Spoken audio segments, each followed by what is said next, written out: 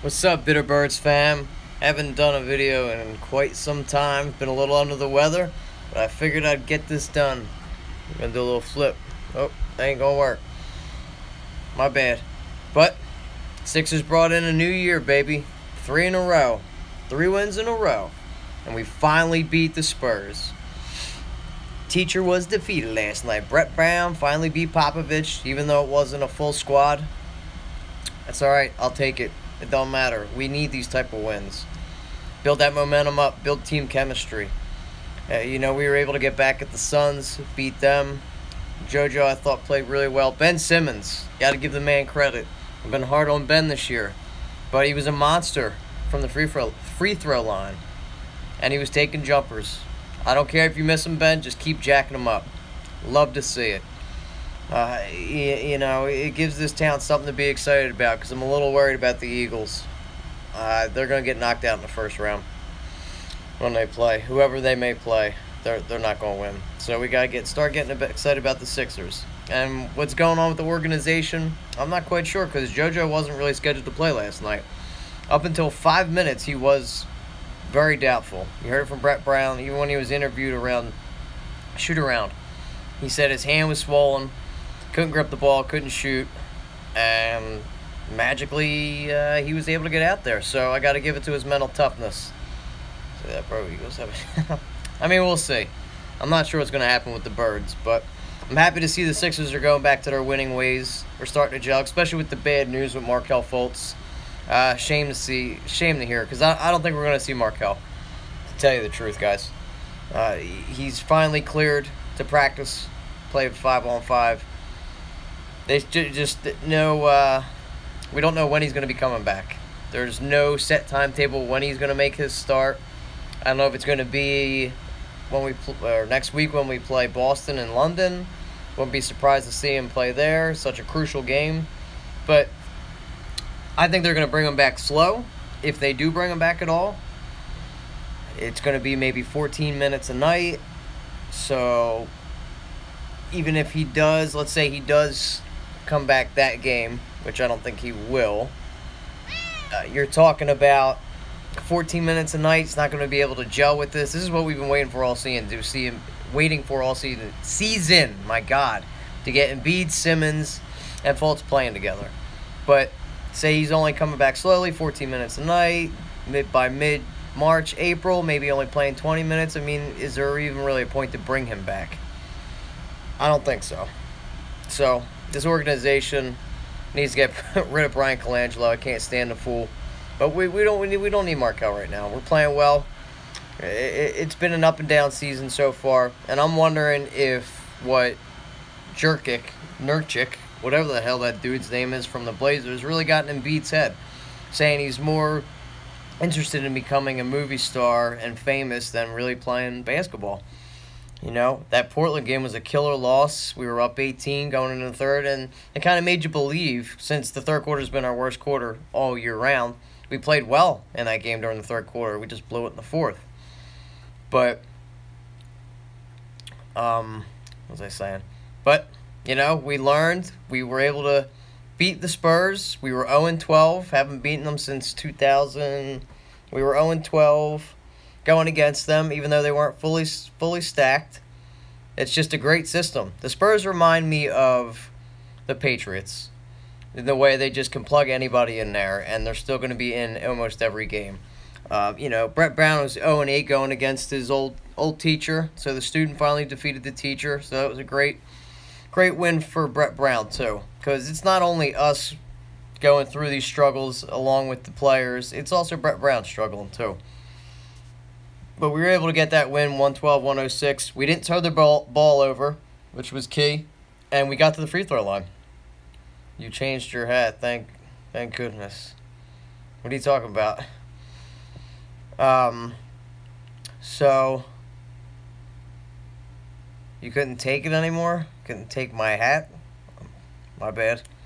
But yeah, getting that, I mean, for us not to be able to beat the Spurs with not their best players in there, it was just crucial. It just sucked seeing it. I don't know if you guys remember the 10-72 season when they came in, Brett Brown Didn't really have a fully stocked team. We really had nobody, and they beat us substantial. They had Bon in. They had third-string guys in there, basically guys that never got any playing time, and they completely torched Okafor, Bon.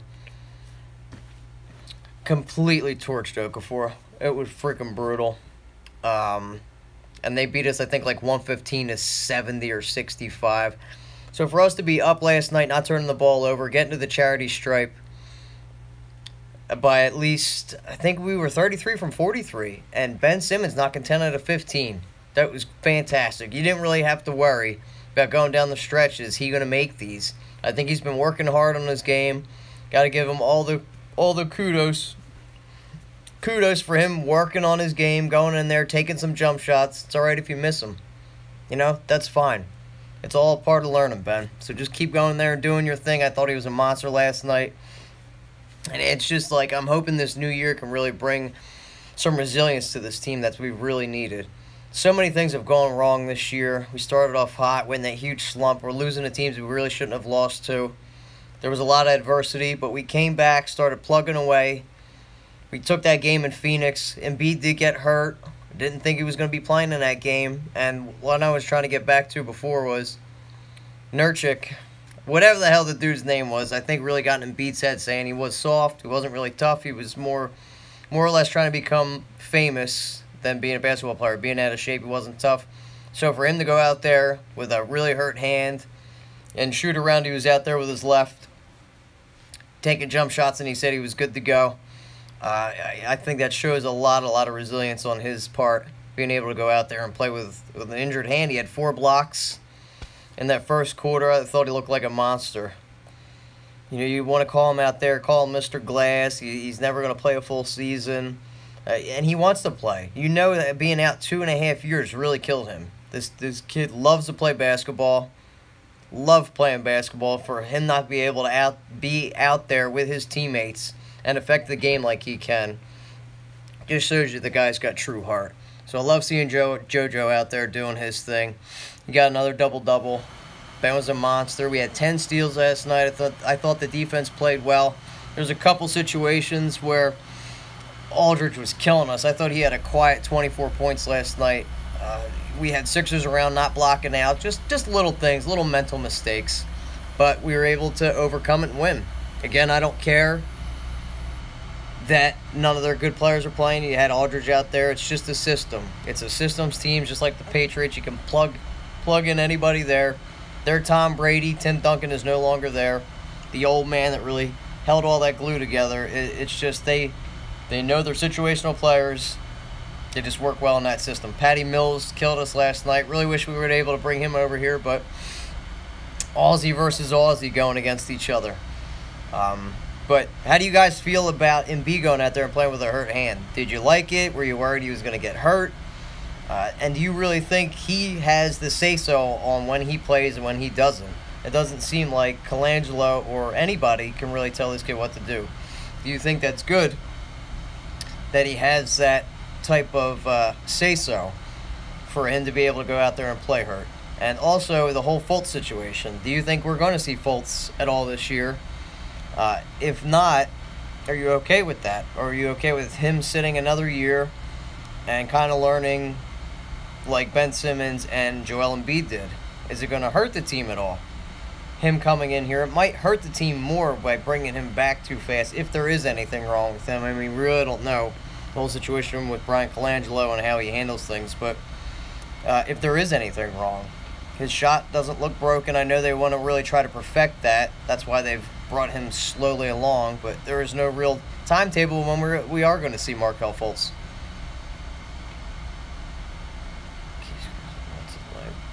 But you know, him having a minutes restriction on him, bringing him back here. Everybody was excited to see these 3 guys playing, these 3 top picks. But if we continue to play, we might be able to make a playoff push to get in there. If anything, give Fultz TLC's minutes, please. So, Randy, you're ready to have Fultz back ASAP. You don't want to sit him out, is what you're basically saying. I just don't know by rushing him back if there is anything wrong, if that shoulder injury was an issue or not. We don't know what's going on. because of Brian Colangelo. Like he likes to keep everything hush-hush if there's a reason to bring him back. This team showed resilience and being able to win. We've gotten some good minutes out of TJ. He's finally back healthy. You know, Booker's been playing well. Sarge has been playing amazing. He looked horrid at the beginning of the season. And I thought over this last couple games, you know, in this winning stretch, he's really put the team on his back to really aid Embiid and Ben Simmons to really step in and be that third-tier player, to have that triple threat, to be able to knock down big shots, get the rebounds. He can handle the ball. You know, we know what Dario can do.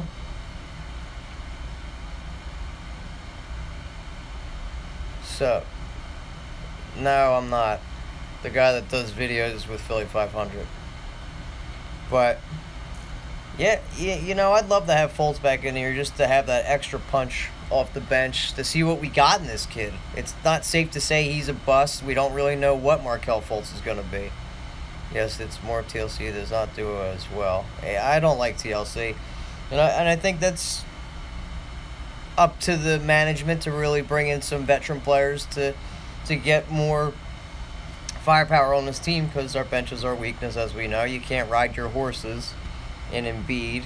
I mean, if you guys remember that one game where he played 49 minutes, you shouldn't have to do that. You don't want to risk Embiid getting hurt just to get that W. But in that stretch, in that really lowly state of the Sixers, it was all Embiid. Ben Simmons was struggling. I think he was getting in his own head. And I know the whole Fultz thing, too, to go along with his shoulder, they're afraid of bruising this kid's mentality or his mental state. I think that's a load of crap, if you ask me. Get that kid out there. Why are you going to worry about his mental state if he doesn't play well? That's a part of being a rookie. That's a part of being an athlete. You're not going to, you know, come out here firing and lighting it up and be an all-star right away. So sometimes there's a learning experience and a learning curve. So you just got to play through it. So get that kid out there. I feel like you can't worry about his mental state. Can't sit there and coddle him and baby him. Just let him go out there and play basketball. Let him know what he can do best. And I think Markelle Fultz is going to be a baller. And the media's been really rough, saying that we could have got Fultz at 3 and blah, blah, blah. I don't believe that to be true. I thought the Lakers were going to take him at 2 if that was the case. Tatum, they wanted Tatum the whole time, so they really trade raped us. Nah, not buying that. We did the best that we could to go up there and get a player that could really affect this team and impact this team and help Ben Simmons and Joel Embiid win a championship, and I still believe that. So it's not safe to say that Markelle Fultz is a bust. He hasn't played a single minute yet, other than the Summer League. But give the kid a chance. We got to see what we got in this kid. That's why I don't want to wait to get him and, you know, get him out on the court as soon as possible. His shot's fine, his shoulder's fine. So if we're holding him out just because of his mental state, then we got a huge issue. We can't be going in here and coddling all these players, even though they're only 19 years old. But get the kid out there. Let's play some minutes. We got this winning streak going on. Cowboys legends for life, yeah. Just as disgusting as Dak throwing a football. Ha ha ha ha. Yeah, Cowboys are corny. Mad corny. But Sixers got that 3-game winning streak going on, bringing in the new year. We're turning over to a new leaf. We're not worrying about 2017 anymore. We're leaving that all in the past. The winning ways, that horrible stretch that we went through, we're turning over a new leaf. We got this new 3-game winning streak coming on. Love to see it. Let's continue it, boys. Brett Brown, congratulations for finally beating Popovich, the best coach that's ever coached this game, in my opinions. Yeah, Jags are going to upset the Steelers. That's right. We're going to get through Buffalo first. But I'm not worried about them. I want Brady. I want to take him down. That's what my boys are going to do. Not afraid at all. Think the Jags are going to go to the AFC Championship game. But we will see. Sucks that we got that game over in London. They took that away from us season ticket holders. Was really looking forward to that game, but we got that 1 o'clock game against Toronto. So, let's bring it down the home stretch. We still got a lot of basketball to go. We'll see where the Sixers are going to really be. If they do make the playoffs, and if they do end up holding Markelle Fultz out until that point, are they going to bring him back for the playoffs?